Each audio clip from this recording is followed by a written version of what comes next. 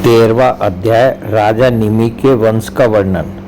श्री सुखदेव जी कहते हैं, परीक्षित इक्ष्वाकु के पुत्र थे निमि। उन्होंने यज्ञ आरंभ करके महर्षि वशिष्ठ को ऋतुज के रूप में वरण किया। वशिष्ठ जी ने कहा कि राजन इंद्र अपने यज्ञ के लिए मुझे पहले ही वरण कर चुके हैं। उनका यज्ञ पूरा करके मैं तुम्हारे पास आऊँगा, तब तक तुम मेरी प्रतीक्षा करना। यह बात सुनकर राजा निमि चुप हो रहे और वशिष्ठ जी इंद्र का यज्ञ कराने चले गए। विचारवान निमि ने यह सोचकर कि जीवन तो क्षणभंगुर है, विलंब करना उचित न समझा और यज्ञ प्रारंभ कर दिया। जब तक गुरु वशिष्ठ जी ने लौटे तब तक के लिए उन्होंने दूसरे ऋतुजों को वरण कर लिया। गुरु वशिष्ठ जी जब इंद्र का यज्ञ संपन्न करके लौटे तो उन्होंने देखा कि उनके शिष्य निमि ने तो उनकी बात न मानकर यज्ञ प्रारंभ कर दिया है।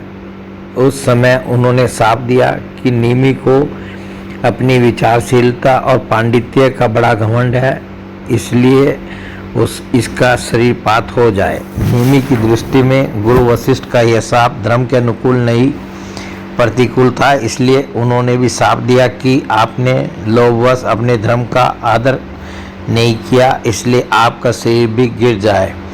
यह कहकर आत्मविद्या में निपुण निमि ने अपने शरीर का त्याग कर दिया। परीक्षित, इधर हमारे वृद्ध परपितामह वशिष्ठ जी ने भी अपना शरीर त्याग कर मित्रा वरुण के द्वारा उर्वशी के गर्भ से जन्म ग्रहण किया।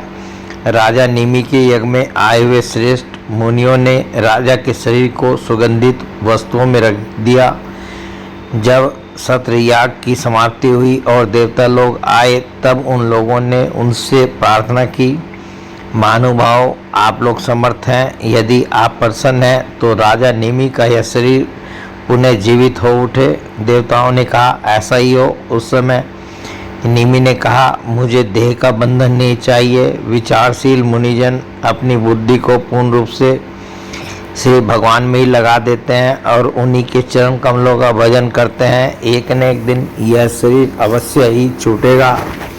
इस भय से भीत होने के कारण वे इस शरीर का कभी संयोग ही नहीं चाहते, वे तो मुक्त ही होना चाहते हैं। अतः मैं अब दुख, शोक और भय के मूल कारण इस शरीर को धारण करना नहीं चाहता। जैसे जल में मछली के लिए सर्वत्र ही मृत्यु के अवसर है, वैसे ही इस शरीर के लिए भी सब कहीं मृत्यु ही मृत्यु है। देवताओं ने कहा, मुनियों, राजा निमि बिना शरीर के ही प्राणियों के नेत्रों में अपनी इच्छा के अनुसार निवास करें। वे वहाँ रहकर सूक्ष्म शरीर से भगवान का चिंतन करते रहें। पलक उठने और गिरने से उनके अस्तित्व का पता चलता रहेगा।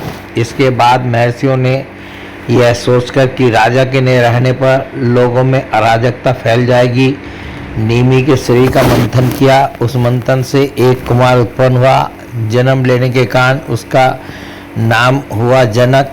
विदेह से उत्पन्न होने के कारण वैदेह और मंथन से उत्पन्न होने के कारण उसी बालक का नाम मिथिल हुआ। उसी ने मिथिलापुरी बसाई। परीक्षित, जनक का उदावसु, उसका नंदीवर्धन, नंदीवर्धन का सुकेतु, उसका देवरात, देवरात का बृहदर्थ, बृहदर्थ का महावीर्य, महावीर्य का सुधृति और सुधृति का धृष्टकेतु, धृष्टकेतु का हर्यसव और उसका मरु नामक पुत्र हुआ। मरु से प्रतिपक, प्रतिपक से कीर्तिरथ, कीर्तिरथ से देवमिड़, देवमिड़ से विश्रुत और विश्रुत से महाधृति का जन्म हुआ। महाधृति का कीर्तिरात, कीर्तिरात का महारोमा, महारोमा का स्वर्णरोमा और स्वर्णरोमा का पुत्र हुआ हर्षरोमा। इसी हर्षरोमा के पुत्र महाराज सिरध्वज थे। वे जब यज्ञ के लिए धरती जोत रहे थे तब उनके सिर यानी हल के अग्रभाग अर्थात फाल से श्री से सीता जी की उत्पत्ति हुई। इसी से उनका नाम सिरध्वज पड़ा। सिरध्वज के कुशध्वज, कुशध्वज के धर्मध्वज और धर्मध्वज के दो पुत्र हुए, कृतध्वज और मितध्वज।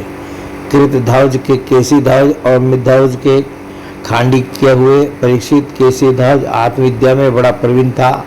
खांडिक्य था कर्मकांड का मर्मज्ञ। वह केसी ध्वज से भयभीत होकर भाग गया। केसी ध्वज का पुत्र भानुमान और भानुमान का सतद्युमन था। सतद्युमन से सूची, सूची से संध्वाज, संध्वाज से उर्धव केतु, उर्धव केतु से अज, अज से पुरुजित, पुरुजित से अरिष्टनेमि, अरिष्टनेमि से श्रुतायु, श्रुतायु से सुपार्श्वक, सुपार्श्वक से चित्ररथ और चित्ररथ से मिथिलापति क्षेमधी का जन्म हुआ। क्षेमधी से समरथ, समरथ से सत्यरथ, सत्यरथ से उपगुरु और उपगुरु से उपगुप्त नामक पुत्र हुआ।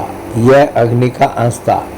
उपगुप्त का वस्तवंत, वस्तवंत का युयुध, युयुध का सुभाषण, सुभाषण का स्रोत, स्रोत का जय, जय का विजय और विजय का ऋत नामक पुत्र हुआ।